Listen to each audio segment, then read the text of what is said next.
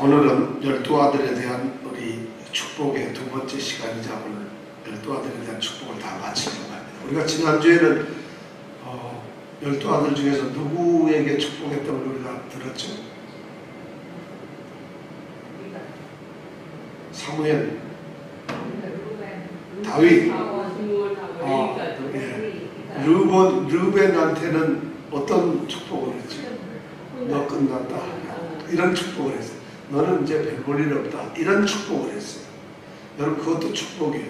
생각해보세요. 르벤더러 너는 죽는다 이러면 그것보다는 별 볼 일 없이 사는 게 좀 낫잖아요.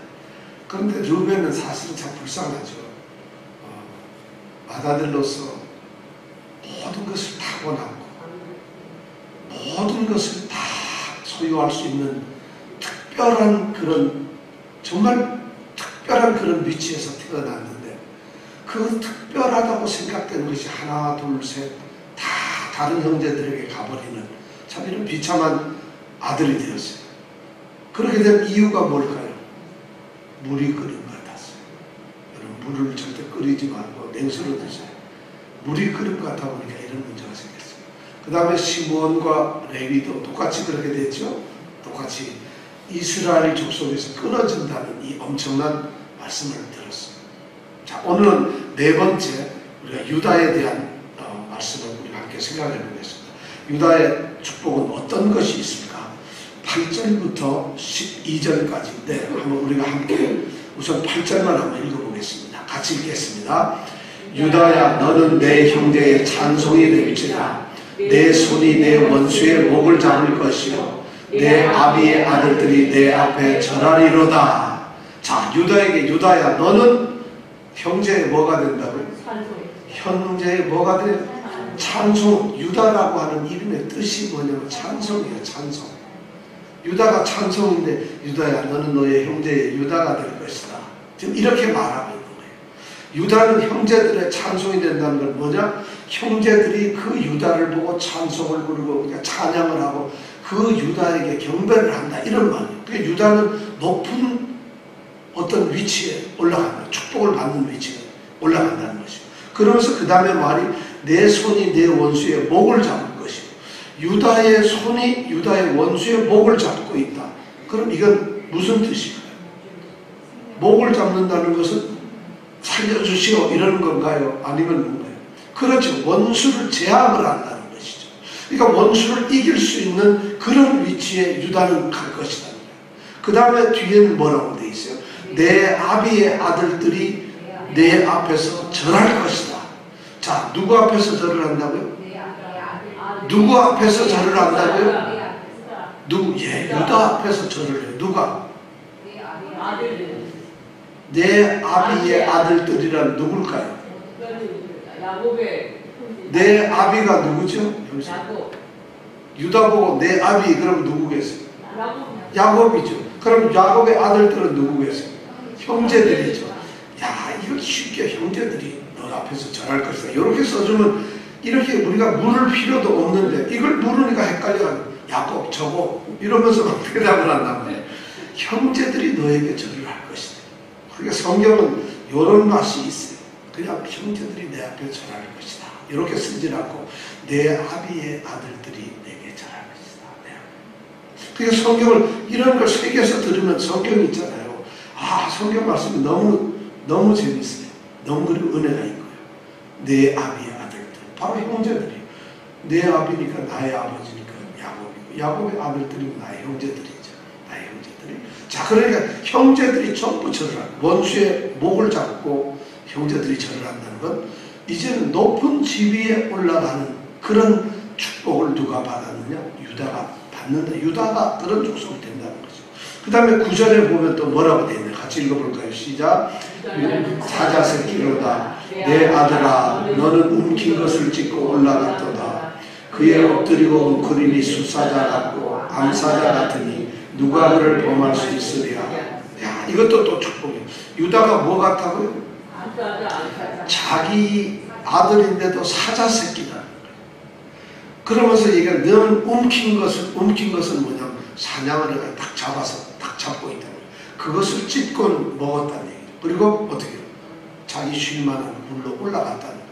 그러니까 항상 배부르고 잘 지낸다는 것이죠. 그러면 또 올라가가지고 또 뭐냐면 그의 엎드리고 웅크림이 그가 자기 편안하고 쉬는 데서 누워있고 그 다음에 이렇게 웅크리고 있고 하는 그 모든 것이 뭐냐면 숫사자갖고 암사자 동물의 왕국에서 동물의 왕 같다. 그러니까 왕처럼 산다. 이런 말을 지금 축복을 하고 유다야 너는 지금 이런 축복을 받아요. 너는 형제들 때 절도 받고 그리고 모든 세상에서 동물의 왕국의 사자처럼 왕처럼 너는 그렇게 평안한 삶을 살 거야. 이렇게 얘기합니다. 자, 그 다음에 10절에 또 어떤 축복을 내렸을까? 세 번째 또 축복 내립니다. 시작. 홀이 유다를 떠나지 아니하며 치리자의 지팡이가 그 발 사이에서 떠나지 아니하시기를 실로가 오시기까지 미치리니 그에게 모든 백성이 복종하리로다. 자, 뭐가 유다를 안 떠난다 그랬어요? 홀이 뭘까요? 홀이라는 건 옛날에 우리 고려시대 또는 고조선 옛날에 왕건 이런 거 영화할 때 보면 왕이 자리에 앉아있으면 옆에 시녀 같은 사람들이 부채 같은 거 이렇게 뭐 들고 있잖아. 그죠? 그걸 홀이라고 그래요. 홀. 그러니까 왕의 권위를 나타내는 그런 걸 홀이라고 해요. 그 홀이 유다를 갖다가 떠나지 않는다는 얘기는 유다가 어떻게 된다는 거예요? 왕이 되어서 항상 왕이라는 것이죠. 그런 얘기를 하는 거죠. 그 다음에 뭐라고 했어요? 치리자의 지팡이가. 치리자라는 건 다스리는 사람이에요. 치리한다, 통치한다 이런 말이에요. 다스리는 사람의 지팡이. 이건 뭐냐면 통치자는 그 권위를 나타내기 위해서 지팡이가 있는데 그 지팡이가 자기 다리 사이에 있다는 거예요. 발 사이에 있다는 거예요. 늘 걸어다닐 때마다 이 지팡이가 있다는 거예요. 그럼 이것도 똑같이 항상 다스린다 이런 말이죠. 그러니까 늘 유다 너는 왕이 될 것이다. 그래서 누구냐 실로가 오시기까지 그럴 때까지 그게 계속 미치리라는 건 그때까지 계속 될 것이다. 그래서 모든 백성들이 너에게 절을 할 것이다. 그러니까 복종한다. 완전히 통치하는 최고의 왕이 된다는. 그러니까 이 왕이 될 수 있는 축복이 르우벤에게 갔어야 되는 거예요. 왜냐하면 지금 이스라엘은 야곱을 통해서 12지파가 자손을 많이 낳게 되면 한 민족을 이루죠. 민족을 이루게 되면 나중에 뭐가 될까요? 나라가 되고 국가가 되겠죠. 그럼 왕이 누가 되어야 되겠어요? 당연히 맏아들인 르우벤이 왕이 되어야 될 텐데 그 르우벤의 왕 되는 권리가 누구에게 넘어갔어요? 유다에게. 네 번째로 넘어갔어요. 그래서 유다 네가 왕이 된다. 제사장의 권리는 누구한테 넘어갔다 했죠? 레위한테, 셋째한테 넘어갔다 했죠. 자, 그래서 지금 그 얘기를 하고 있어요. 그 다음에 11절, 12절 한번 같이 읽어볼까요? 시작. 그의 나귀를 포도나무 위에 매며 그 암나귀 새끼를 아름다운 포도나무 위에 맬 것이며 또 그 옷을 포도주에 빨며 그 복장을 포도즙에 빨리로다. 그 눈은 포도주로 인하여 붉겠고 그 이는 우유로 인하여 희리로다. 자, 이거는 뭐 포도주가 너무 많이 나오는데 하여튼 포도주가 나오는 게 좋다는 뜻이에요. 여기는. 왜냐하면 이스라엘에서 사는 가나안 땅에서 살 때는 우리가 이 목축업자니까 양이 잘 되는 게 좋죠. 그리고 거기에서는 포도가 가장 귀한 그들의 이 생산품이에요. 그러니까 포도가 많다는 게 너무 좋아요. 근데 포도가 얼마나 많은지 자기 나귀 새끼를 묶으려고 그러면 어디다 묶어야 되냐. 미루나무도 있고 뭐 나무가 많을 텐데 포도나무가 워낙 많고 너무 포도가 풍성하니까 매면은 어디에다 맨다? 포도나무에다 맨다는 거죠. 그 다음에 암나귀 새끼도 매면은 무조건 포도나무. 그만큼 포도나무가 엄청나게 많다. 이건 물질적으로 축복을 받는다는 것이죠. 그래서 그 다음에 그렇게 매는 것뿐만 아니라 또 포도가 그렇게 나무가 많은데 포도에서 포도가 열려요. 그러면 그 포도를 따가지고 이 사람들이 뭘 하겠어요? 포도주를 만드는데 포도주를 어떻게 그냥 짜는 게 아니라 큰 이런 통 같은 데다 포도를 다 넣습니다. 그리고는 어떻게 하냐? 들어가가지고 사람이 밟아요. 그렇게 해서 포도즙을 만들어요. 그러니까 뭐 너무 많으니까. 그러니까 포도를 밟는데 여러분 지저분하다 이런 생각하지 마세요. 뭔가 신기했지, 그죠? 그리고 옷을 입은 척 그 사람들 그렇게. 자, 그러니까 그 그렇게 포도를 하니까 그 옷이 어떻게 되겠어요? 포도주에 포도주에 완전 빠는 것처럼. 그러니까 포도가 얼마나 풍성하겠어요. 조금 나면 그게 불가능한 거죠. 그 다음에 그 복장을 포도즙에 바른다. 그러니까 포도가 나무도 많고 포도가 수확이 엄청나요. 12절에 가면 더 좋아요. 그 눈은 포도주로 인하여 어떻게? 포도주 따놓고 포도주만 만들면 뭐 하겠어요? 그 다음 뭐 해야 되겠어요? 마셔야죠. 그러니까 마시는데 얼마나 포도가 많이 나고 포도주가 많이 났는지. 그 사람들이 포도주를 하도 마셔가지고 눈이 그렇죠. 그러니까 너무 기쁨이 넘치는 이런 삶을 산다는 거지. 그 포도만 이렇게 많으면 어떻게 뭘 먹고 살아야 되는데 그 다음에 봤더니 이 이빨이 어떻게 돼요?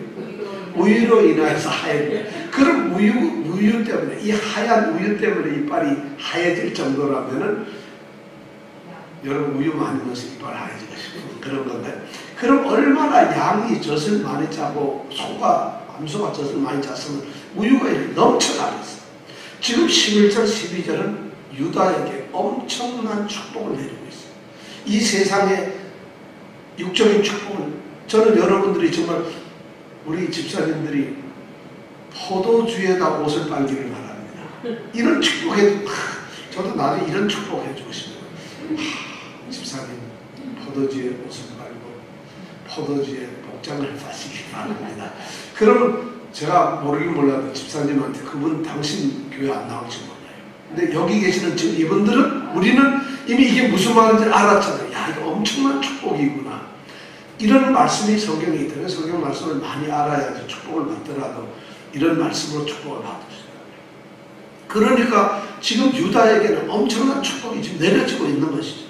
그런데 가장 이제 궁금한 건 유다에게서 가장 이제 뭐냐면 이 10절에 있는 말이 지금 문제가 되는 거예요. 이게 너무 성경에서 가장 해석하기 힘든 것 중에 하나가 뭐냐면 바로 이 10절에 있는 거예요. 해석하기 힘든 것들이 많아요. 뜻을 우리가 알 수가 없는 것들이에요. 그런 것이 있는데 이 10절 말씀 홀이 유다를 떠나지 아니하며 12자 28가 그 발 사이에 떠나지 아니하신다. 여기까지는 왕권이 유다에게 주어지겠구나. 이런 것을 우리가 알 수 있어요. 그런데 문제는 그 다음 말이에요. 뭐가 어떻게 되죠? 실로가 오시기까지. 자, 실로라는 것이 뭔가 실로. 이게 지금 문제예요. 그러니까 우리는 그냥 무덕대고 예수님 이래가지고 하면은 이 성경 해석에서 가장 문제가 되는 게 참 이 해석을 우리는 예수님이라고 생각이 들어요. 왜냐하면 많은 학자들이 그렇게 얘기했으니까. 그리고 사실 그 말이 또 맞아요. 근데 이 실로라는 말의 뜻은 뭐냐면은 평화의 왕, 평화의 왕 또는 평강의 왕, 평화를 선포하는 자, 평화를 알려주는 자. 그러니까 평화를 전해주는 자, 이 세상에 평화를 전해주는 자가 평강의 왕은 예수님밖에 더 있겠어요? 근데 바로 그런데 이 실로라는 말이 사실은 우리가 이미 공부를 다 했어요. 사사기 때도 공부를 했고 이렇게 했는데 또 사무엘 때도 우리가 공부했는데 실로를 말이죠. 지명이에요. 지명. 세겜에서 약간 옆에 밑에 쪽에 있는 그 지명 이름이 실로예요. 그러니까 많은 사람들은 실로 거기가 한때는 제사를 지내는 곳이었고 그러니까 실로에서 왕을 할 것이다. 뭐 이렇게 해석을 했던 분이 있어요. 그런데 성경 본문을 보면 실로가 오시기까지. 실로라는 것은 지금 뭔가 사람이거나 움직일 수 있는 어떤 존재거든요. 근데 지명 같으면 오시기까지라는 말이 있을 수가 없어요. 그리고 실제로 다윗이 왕이 되었을 때 실로는 유명한 데도 아니고 이미 블레셋에게 공격을 받아서 폐허가 돼서 없어지고 말았어요. 그러니까 지명이라고 생각했던 사람들이 있었어요. 실로에서 왕국이 세워질 것이다 생각하는 분들이 있었는데 지명은 아닌 것 같고. 그러면 이게 뭐냐? 많은 성경학자들이 실로를 예수님으로 구세주, 메시아로 이렇게 생각합니다. 왜냐하면 평강의 왕이니까. 그러니까 평강의 왕인 예수님께서 이제 오시기까지 유다가 왕 노릇을 한다는 거예요. 지금 10절을 가만히 보면 홀이 유다를 안 떠납니다. 7위자의 지팡이가 발 사이에서 떠나지 않습니다. 언제까지? 실로가 오시기까지 미칠 것이다. 그때까지 그게 계속될 것이다. 그리고 그때까지 모든 백성이 복종을 한다는 것입니다. 자, 엄청난 약속을 지금 여기서 하고 있는 것이죠. 우리 이사야 선지자가 그런 약속을 예언을 했죠. 이사야서 7장 14절에 보면은 처녀가 아들을 낳을 것이다. 처녀의 후손이 메시아가 될 것이라는 얘기를 했어요.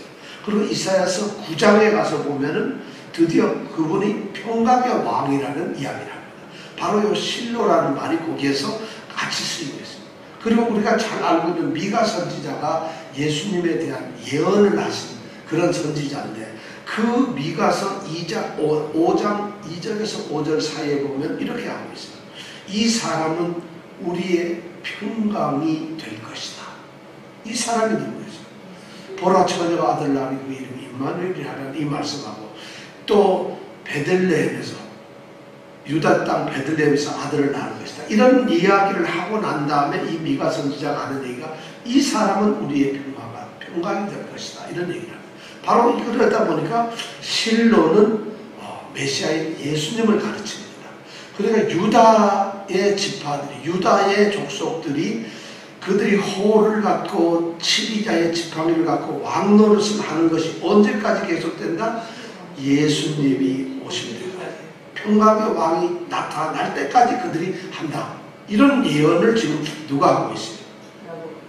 야곱이 하고 있어요. 왜 하고 있느냐면 유다가 왕이지만 진정한 왕인, 평강의 왕인 예수님이 올 때까지만 그들이 왕을 한다는 이런 말씀으로 지금 우리에게 얘기해주고 있다는 것이죠. 그런데 역사적으로 보면 그래요. 유다 지파가 이제 왕권을 갖게 되죠. 그런데 우리가 놀라운 것을 보면 유다가 지금 아버지 야곱으로부터 왕이라는 이런 것을 받는데, 근데 이 왕이 되질 않아요. 역사를 가만히 보면은 이 사람들이 애굽에서 살다가 애굽에서 나가가지고 가나안으로 가려고 할 때, 그때 이스라엘 백성을 지도했던 사람은 누구예요? 모세예요. 모세는 유다 지파 사람이 아니고 어디 지파? 유다는 어느 지파 사람일까요? 레위 지파 사람이에요. 이 모세는 레위 지파 사람이에요. 모세는 왜냐하면 아론이 레위 지파라서 제사장 가문이 되잖아요. 그러니까 자, 모세는 어느 지파라고? 자, 모세는 누구요? 어디 지파? 네, 그걸 우선 꼭 우리가 알아야 돼요. 그 다음에 모세의 뒤를 이어가지고 지도자가 된 사람이 누구죠? 여호수아예요. 여호수아는 어느 지파 사람이죠? 예, 맞아요. 에브라임 지파. 에브라임은 누구의 아들이죠? 요셉의 두 번째 아들이에요. 그러면 자, 레위 지파인 모세가 지도자가 돼요. 그 다음에 그 후계자를 이어가지고 여호수아가, 에브라임 지파의 여호수아가 지도자가 돼요. 놀랍게도 여호수아와 같은 시대에 쌍벽을 이루는 유명한 지도자가 갈렙이라고 하는 지도자. 이 사람이 유다 지파 사람. 갈렙이라고 하는 유다 지파 사람이 있는데도 모세의 지도권이 갈렙에게 가지 않고 유다 지파에 가지 않고 누구한테 가느냐? 여호수아, 에브라임 지파에 가요. 그럼 이 야곱이 예언한 것이 드러나지가 않아요. 성취가 안 된다. 어떻게 야곱은 이런 예언을 유다에게 했을까요? 그러고 나서 이제 사사기 시대로 넘어갑니다. 여호수아가 그렇게 되는데 사사기 시대 때 들어가도 유명한 우리가 잘 아는 기드온. 이 사람은 어느 지파 사람일까요? 기드온은 어느 지파 사람일까요? 므낫세 지파 사람. 므낫세. 므낫세는 누구 아들이죠? 요셉의 아들, 큰 아들이죠. 여호수아는 에브라임 지파고, 므낫세 지파의 이 기드온이, 삼손, 우리가 잘 아는 사사 중에 기드온, 삼손 유명하잖아요. 기드온은 므낫세 지파. 삼손은 그럼 어느 지파? 단 지파. 삼손은 단 지파. 단 지파는 어디 살아요? 제국대가 어디요? 여기서부터 여기까지가 뭐죠? 단에서부터 브레스가. 단 지파는 여기서 삼손이 단 지파 살아요. 그러면 도대체 이 유다 지파는 언제 나올 거예요? 그럼 조금 더 기다렸다가 사사시대, 지금 출애굽 시대는 오히려 모세 레위 지파가 지휘하고 있고, 출애굽해가지고 가나안을 정복하고 가나안을 우리 걸로 차지할 때는 여호수아인 에브라임 지파가 가지고 있고, 정복하고 난 다음에 혼란스러운 사사시대 때는 오히려 기드온이나 삼손처럼 므낫세나 다음 지파 사람들이 다스리고 있어요. 이게 벌써 이래가지고 몇백 년이 지나간 거예요. 그런데도 유다는 왕될 가능성이 눈꼽만큼도 없어요. 됐다면. 그럼 이제 사사시대가 지나고 나서 좀 괜찮아질까 하는데, 그때 나타난 유명한 사람이 누구냐? 사무엘이. 사사기가 딱 끝나면서 사사시대 끝날 때쯤에 나타났던 우리가 잘 아는 그 사무엘 선지자. 이 사람은 어느 지파 사람이에요? 에브라임 지파 사람이에요. 사무엘도 에브라임 지파 사람이에요. 다시 말해서 여호수아 지파 아니에요. 그게 요셉의 지파. 그러니까 또 그때도 유다가 안 돼요. 유다 지파는 도대체 되지 언제나 오는 거야 이래 되는 거야. 사무엘. 그럼 사무엘이 백성들을 이렇게 지도하고 있는데, 백성들이 그때 사무엘에게 불평을 합니다. 우리에게 왕을 세워달라. 우리도 왕이 있어야 할 거 아니냐. 그러니까 하나님이 그래 그럼 왕을 세워라 해가지고 왕을 세웠는데, 세워준 왕이 누구냐면 사울이 왕이에요. 이스라엘의 초대 왕이 사울 왕이 있는데, 사울은 어느 지파 사람일까요? 아니 왕인데 어느 지파 사람입니까? 라고 했으면 말씀하세요. 베냐민 지파 사람. 사울은 또 베냐민 지파 사람. 이거 유다가 지금 뻥을 친 건가? 뭐가 잘못됐잖아요. 그죠? 어떻게 이렇게 지금 이렇게 해가지고 600년이 더 흘렀어요. 그런데도 600년이 더 흘렀는데도 아직도 유다 지파는 왕은 도사고 지도자 하나 세우지 못하고 있어요. 그런데 사울 왕이 이제 하나님으로부터 버림을 받고 세워지는 왕이 누구예요? 두 번째가 다윗이세요. 다윗이 어느 지파? 바로 유다 지파. 다윗서부터 유다 지파가 짜자자짠 하고는 유다 지파에 다윗이 들려요. 이게 잠깐만 640년이 걸려요.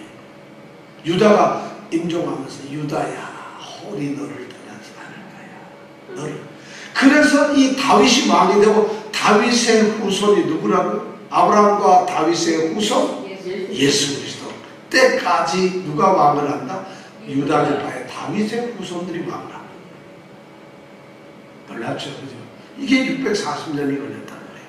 자, 일단 유다 지파가 다윗의 왕권을 딱 다윗이 갖게 되면서부터는, 그때부터는 왕권이 절대로 다른 데로 가지 않아요. 다윗의 왕권이 누구에게로 넘어가요? 솔로몬이에요. 솔로몬은 당연히 다윗의 아들이니까 유다 지파예요. 그런데 솔로몬 죽고 난 다음에 왕국이 나눠지잖아요. 북쪽에는 누가 왕이 되죠? 여로보암. 이 얘기를 하는데 다 무슨 얘기인지 모르겠어요 하시는 분은 오늘 처음 나오신 분일 거예요. 왜냐하면 우리는 벌써 이게 다 배웠던, 여로보암이 북쪽 이스라엘, 여로보암은 에브라임 지파 사람이에요. 근데 남쪽의 유다는 르호보암이 왕을 해요. 르호보암은 솔로몬의 아들이니까 어느 지파겠어요? 유다 지파. 왕국이 나누어져도 이 유다 지파의 왕권은 계속 가요. 그러고 나서 이게 몇백 년 있다가 북쪽 유다도 망해요. 아수르한테 망하고, 남쪽은 바벨론한테 망하고. 그래서 다 나라가 망해져 버리고 없어요. 그리고 포로로 잡혀가가지고 바벨론에 가서 모두가 포로가 되고, 북쪽에 있는 이스라엘은 아수르로 다 흩어버려가지고 어디로 갔는지 몰라요. 그리고 남쪽 유다는 바벨론에 가가지고 포로로 했는데, 바벨론 포로에서 유명한 또 사람이 하나, 그 사람이 다니엘. 다니엘은 어느 지파 사람이에요? 바로 유다 지파. 유다 지파는 이제 그때서부터 절대 흩어지지 않아요. 다니엘은 비록 바벨론의 포로로 갔지만 다니엘 중심으로. 다니엘은 어디? 그 바벨론에서 세 번째로 높은 사람이 되거든요. 그러면 바벨론도 가가지고 다니엘조차도 유다 지파 사람이 아직도 왕권을 계속 어떻게 보면 통치 지도자로서 있는 거예요. 그러다가 다시 회복돼가지고 다시 예루살렘으로 돌아오는데, 돌아오는 지파 중에서 가장 먼저 넣은 게 레위 지파예요. 왜냐하면 이 사람들은 제사장이니까 먼저. 그 다음에 레위 지파와 같이 와서 이 예루살렘을 다시 재건하고 이스라엘을 살리는 게 누구냐? 유다 지파하고 누구예요? 베냐민 지파, 두 지파만 나서 활동. 나머지는 오질 않아요. 물론 오긴 와요. 그렇지만 거기에 중심이 되는 것이 바로 유다 지파예요. 그러니까 유다 지파는 다시 와서 이 유대 땅에서 그들이 다시 새로운 나라를 이제 만들 수는 없지만 거기서 살아요. 그러다가 또 한 400~500년 지난 다음에 예수님이 오시죠. 그때까지도 이때를 지도하고 있던 이스라엘 백성을 지도하던 사람이 누구냐? 유다 사람. 그래서 유대 지방의 유대인들 하잖아요. 유대인들이 바로 누구냐? 유다 지파, 유다의 사람이라. 우리가 유대인 하니까 뭐 유대인이 갑자기 어떤 사람이 하는데 유다 지파의 사람이라. 그러니까 제사장이라 이런 사람은 레위 지파 사람인데 그때는 레위 지파가 아니라도 제사장을 돈을 주고 사던 일이 너무 많아서 일단 하여튼 레위 지파지만 그때 역시 예수님이 와서 나라도 없고 로마의 지배를 받고 있는 그 상황에서도 가장 중심이 되는 사람은 유대 지파입니다. 이 유다 사람들. 그런 사람들이 아직도 이스라엘 백성을 중심으로 해서 중심이 되어 있습니다. 그런데 예수님이 오셨어요. 그리고 십자가에 돌아가셨어요. 그 예수님이 돌아가시고 난 다음에 예수님의 예언대로 AD 70년 돌아가시고 나서 한 30여 년 지난 다음에 예루살렘이 70년에 멸망해버립니다. 그것이 오늘날 우리가 중동에서 보고 있는 예루살렘을 저렇게 셋이 나누어가지고 아랍하고 또 어디죠? 우리 기독교하고 천주교하고 그렇게 셋이 나눠가지고 지금 예루살렘 가는데 예루살렘이 저렇게 짜려지고 이 땅에서 저렇게 멸망하는 게 70년에 나와요. 로마 티토라고 하는 장군한테 망해가지고 완전히 멸망된 거예요. 그래서 그때 이스라엘이 다 흩어지고 마는 거예요. 그래서 이스라엘이 다 흩어지고 그러니까 그때부터는 유다 지파라고 하는 왕권이 없어져 버린 거예요. 그러니까 유다의 지파의 왕권이 다윗으로부터 시작해서 예수님이 오실 때까지만 사실 존재합니다. 실로 올 때까지. 그리고 유다 지파는 흘러져. 그 요즘에 오늘날에 우리 주이씨라고 하는 사람들이 만나서 어느 지파예요? 물어보면 아는 사람 있겠어요? 아무도 몰라요. 하다못해 예수님이 계실 때 그때 바울 정도는 자기가 베냐민 지파라는 걸 알아요. 뼈대 있는 지파니까. 요즘에 여러분 유대인만 어느 지파요? 물어보세요. 우리 한국 사람은 어디 김씨요? 어디이시요? 전주이시요? 이런 다 얘기하잖아요. 유다 사람, 이스라엘 사람은 자기 지파를 다 잊어버렸어요. 그럴 정도로 하나님의 택하신 백성들이 다 흩어져 버리고 만. 이게 뭘까요? 하나님이 자기 백성이라고 선택을 했는데 내가 이 땅에서 너를 내 제사장 나라로 세우고 너를 갖다 축복하고 나는 너희들의 하나님이 되고 너희는 나의 나라가 된다고 이렇게 축복한 이스라엘이 이렇게 흔적없이 사라지고 하나님의 약속이 폐하여졌는가요? 하나님이 약속한 것이 다 없어졌는가? 로마서 11장은 그 얘기하고 하나님의 약속이 폐하여졌는가? 결코 그렇지 않아요. 이스라엘에서 난 사람이 이스라엘이 아니다. 11장 로마서 11장 4절이고 5절이고 그렇게 말씀. 이스라엘에서 났다고 해서 그 사람이 이스라엘이 아니라 이스라엘 몸뚱아리에서 나온 자손이라 해서 그 사람이 이스라엘이 아니라 약속에서 태어난 사람들이 하나님의 자녀로 인정을 받는다. 하나님의 씨라는 자녀. 그러면 약속으로 태어난 하나님의 언약에 의해서 태어난 하나님이 언약을 내가 내 아들을 보내어서 너를 구원하시고 할 것이다. 그 아들이 약속의 아들이 누구예요? 예수님이죠. 그 약속의 언약의 자녀로 태어난 사람이 바로 하나님의 자녀고 하나님의 씨가 돼요. 그 사람이 누구겠어요? 바로 우리예요. 여러분. 옆에 사람 한번 생각해보세요. 이 사람이 언약의 씨란 말이지. 한번 생각해보세요. 야, 바로 성경은 그 얘기를 해줘요. 유대인들이라는 게 그래서 특권이라는 게 없어지고 말한다는 것이죠. 자, 이것이 바로 뭐냐면 유다에게 지금 내려놓는 축복이에요. 지금 유다에게 마지막까지 이 지금 야곱이 그렇게 축복을 했죠. 자, 그 다음에 이제 축복을 하는 게 뭐냐면 스불론과 이사갈이라고 하는 사람들. 13절, 15절 한번 읽어볼까요? 13절, 15절 시작. 스불론 해변에 가리니 그곳은 베베는 해변이라 그 지경이 시돈까지 이르렀다. 끝이. 스불론은 뭐냐면 너는 해 바닷가에서 살 것이다. 이걸로 끝이에요. 뭐 별것도 없죠. 그 다음에 14절에 이사갈한테는 뭐라고 하죠? 이사갈은 양의 우리 사이에 꿇어앉은 건장한 나귀로다. 양우리 사이에 있는 나귀처럼 건장한데, 근데 뭐를 하느냐? 15절 읽어볼까요? 그는 쉴 곳을 보고 좋게 여기며 토지를 보고 아름답게 여기고 어깨를 내려 짐을 메고 앞제 안에서 섬기리로다. 결국 뭐예요? 좋은 것만 눈치껏 노래 살아가지고 뭐가 좋은지 이런 것만 딱 봐요. 나한테 이익되는 거, 편한 거, 뭐가 덕되는 거, 맛있는 거, 좋은 거 이런 것만 찾다가 게을러지고 이러다 보니까 결국 뭐가 되는 거예요? 별볼이 없어서 짐이나 지고 섬기는 사람이 되고 말하는 거예요. 여러분 참 그런 운명이 딱 그러죠. 스불론 이사가는 그렇게 딱 되어버리고 말았어요. 그 다음에 이제 누가 나오느냐면 16절부터 18절은 단에 대해서 나와요. 자, 16절 단은 어떤 사람인가 한번 볼까요? 단은 이스라엘의 한 지파같이 그 백성을 심판하리로다. 단은 한 지파가 된다는 것입니다. 너희들은 단에게 지금 이렇게 말하는 것은 굉장히 아주 가슴이 아파서 얘기하는 거예요. 너도 이스라엘의 한 지파라는 것을 지금 강조를 하고 있다는 거예요. 왜 그걸 강조를 하는 거예요? 단 지파에게 문제가 생겨요. 단 지파가 없어져요. 흔적도 없어져요. 그런데 그러니까 지금 너도 이스라엘의 한 지파라는 것을 강조를 해주고 있는 거예요. 자, 그러면서 17절에 뭐라고 되어 있어요? 자, 같이 읽어볼까요? 단은 길의 뱀이요. 단은 지파는 길에 뭐라고요? 길에 뱀이 있으면 기분 좋은 건가 어떤 건가? 이거 위험한 단은 그런 종자라는 거예요. 그 다음에 뭐예요? 첩경. 첩경은 지름길에 뭐예요? 요거 지름길로 가려면 거기에 뭐냐? 독사 하나 같은 거예요. 단이라는 지파가 그런 사람이라는 거예요.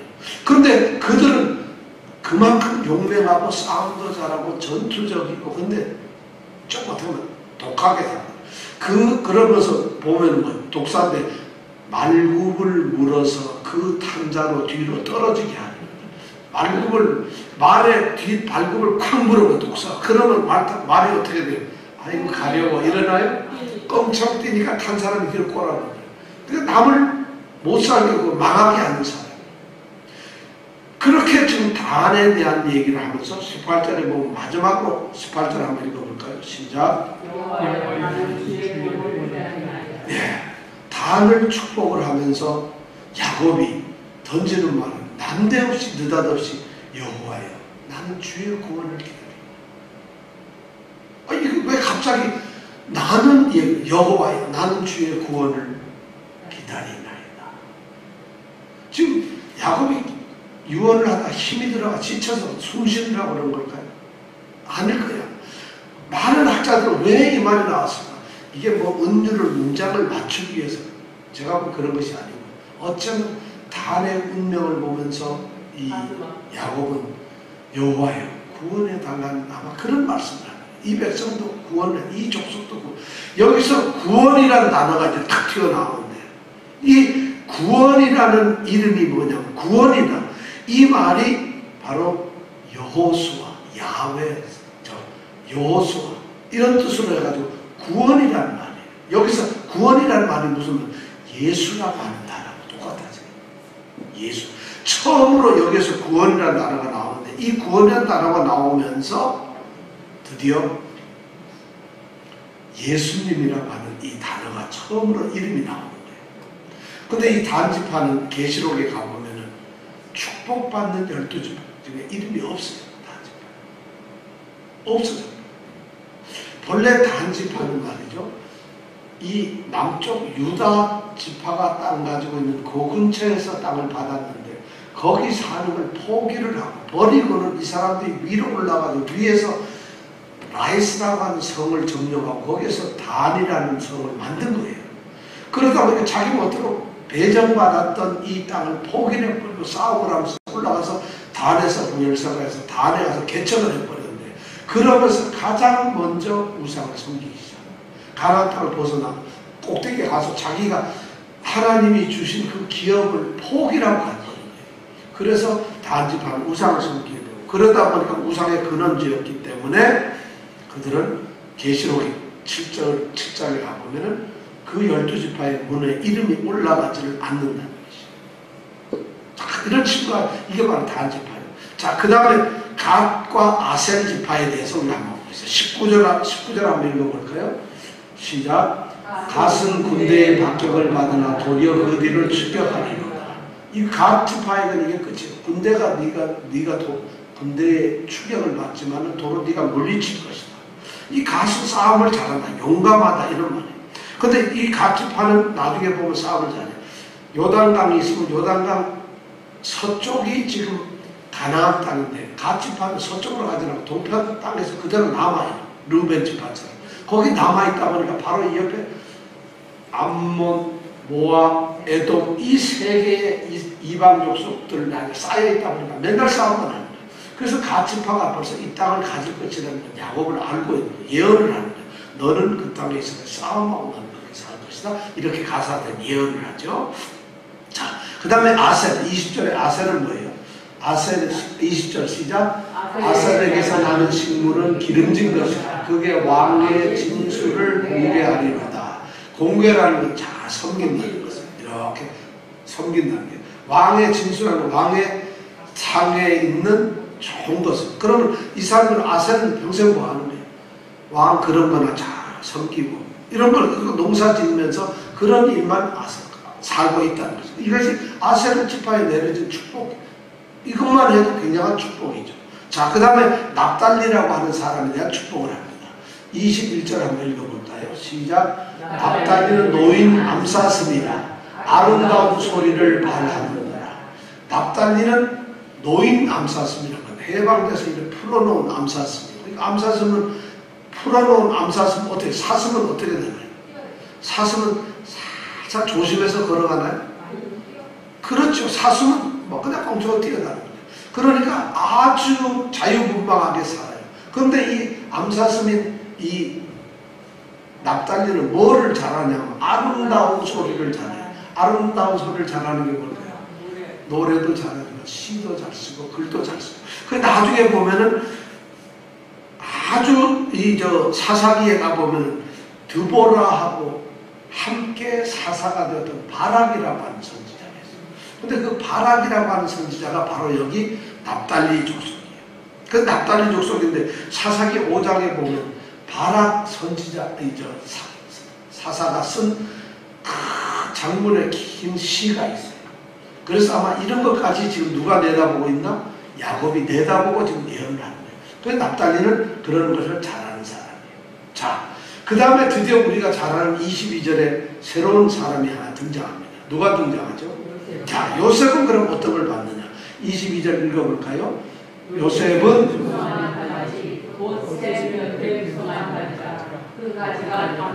네, 요셉을 보고는 뭐라고 그래요? 네, 무성한 가지라고 해요. 유다를 보고 아까 뭐라고 그랬죠? 새끼 사자라고 해요. 암사자, 수사자 같다 그랬는데 요셉 보고는 무성한 가지라고 해요. 근데 그것도 어디에 있는 무성한 가지라고 해요? 그렇죠. 샘 곁에. 이스라엘은 물이 굉장히 없는 데인데 샘이 있는, 샘이라는 건 이건 물이 계속 밑에서 솟아나는 샘이니까 물이 없어지지 않는 거죠. 그 옆에 있는 가지나 나무예요. 그럼 그 나무는 항상 어떻게 되죠? 자라고 무성해지니까 어떻게 돼요? 나무가 이건 남의 집이구나 넘어가지 말자 이러나요? 남 넘어가는 거예요. 그러니까 요셉의 축복은 뭐냐면 가족들, 자손의 번성, 모든 것의 번성. 엄청 요셉의 이름이 뜻이 뭐죠? 더한다. 플러스라는 거예요. 요셉의 뜻이 플러스니까 요셉에게 그런 풍성한 축복이 내린다는 것이에요. 자, 그 다음에 23절에 뭐라고 되어 있어요? 시작. 활 쏘는 자가 그를 학대하며 그를 쏘며 그를 군박하였으나 24절에 요셉의 활이 도리어 건강하며 그의 팔이 힘이 있으니 야곱의 젖는 자의 손을 힘입음이라. 그로부터 이스라엘 반석인 목자가 나도다. 자, 오히려 여기서 활 쏘는 자가 그 사람을 못 살게 된다. 이게 뭐냐면 형제들에 의해서 팔림을 받았다. 팔려받았다. 그래서 노예로 갔다는 이런 걸 지금 비유적으로 얘기를 하고 있어요. 그렇게 되었는데 오히려 야곱의 하나님이 그를 지켰다는 거예요. 그래가지고 그가 오히려 이스라엘의 반석이 뭐가 됐다면 목자가 됐어요. 이스라엘을 먹이고 살리는 자가 누구예요? 요셉이잖아요. 지금 여기 야곱이 지금 예언을 하면서 지금 눈앞에서 요셉이 그런 일을 하고 있잖아요. 하고 있는 것을 그런 축복을 지금 돌아다 보면서 또 그리고 요셉 지파가 앞으로 할 것을 그런 얘기를 해요. 그러면서 25절에 또 어떤 걸 하고 있나요? 내 아비의 하나님께로 말미암나니 그가 너를 도우실 것이고. 전능자로 말미암나니 그가 내게 복을 주실 것이다. 위로 위로 무슨 복을 줘요? 하늘의 복. 아래로는 원천의 복을 뭘까요? 원천은 샘이에요. 샘. 그냥 솟아나는 샘의 축복이. 그 다음에 젖 먹이는 게 무슨 복이겠어요? 그런데 그만큼 자손들이 많겠죠. 그 다음에 태의 복. 그러니까 완전히 하늘로부터 신령한 모든 복을 받고 땅으로부터 샘으로 솟아나는 이런 모든 복을 받고 그리고 자손들이 무궁무진한 이런 복을 받아요. 요셉은 그래서 지금 엄청난 복을 받는 거예요. 요셉이 실제로 나중에 복을 엄청 받아요. 근데 얼마나 복을 많이 받는지 야곱이 그 다음 26절에 보면 더 끔찍한 얘기예요. 뭐라고 하냐면 26절 볼까요? 내 아비의 축복이 내 부여자의 축복보다 나아서 영원한 삶이 한없음 같이 이 축복이 요셉의 머리로 돌아오며 그 형제 중 뛰어난 자의 정수리로 돌아오리로다. 얼마나 복이 더 많은지 자기가 받은 복 그것보다도 더 풍성하다. 내가 받은 복보다 너는 복을 더 많이 받는다. 그러니까 요셉만큼 복을 받는 사람이 없는 거예요. 자, 이렇게까지 요셉이 정수리까지 복이 없는데 복에 그냥 정수리가 여기인데 복이 너무 많아가지고 정수리까지 찾다면 나는 지금 어디에 있는 거예요? 복 속에 갇혀 있는 거예요. 완전 여러분들 우리 이정근 집사님 이런 복 좀 한번 받아보세요. 정신 똑바로 차리고 어떤 복을 받는다고요? 정수리. 누가 받은 복이죠? 요셉. 이러지 마시네요. 요셉이 받았던 정수리 속으로 들어가는 복 속에 갇힌 이런 축복을 요셉은 들어가요. 그런데 이런 복을 내리면서도 요셉에게는 축복만 엄청나게 쏟아지는 것이지. 왜냐하면 장자가 갖는 장자의 명분에게는 그런 복이 있었다. 근데 지금 여기 지도자가 된다는 말이 없잖아요. 왕이 된다는 말도 없고 아무것도 없어요. 유다에게는 물질의 그런 축복과 아울러서 왕권의 축복이 있었는데 요셉에게는 왕권의 축복은 가지 않아요. 그러니까 하나님은 우리가 생각할 때 요셉에게 가는 것이 맞을 것 같기도 하잖아요. 그죠?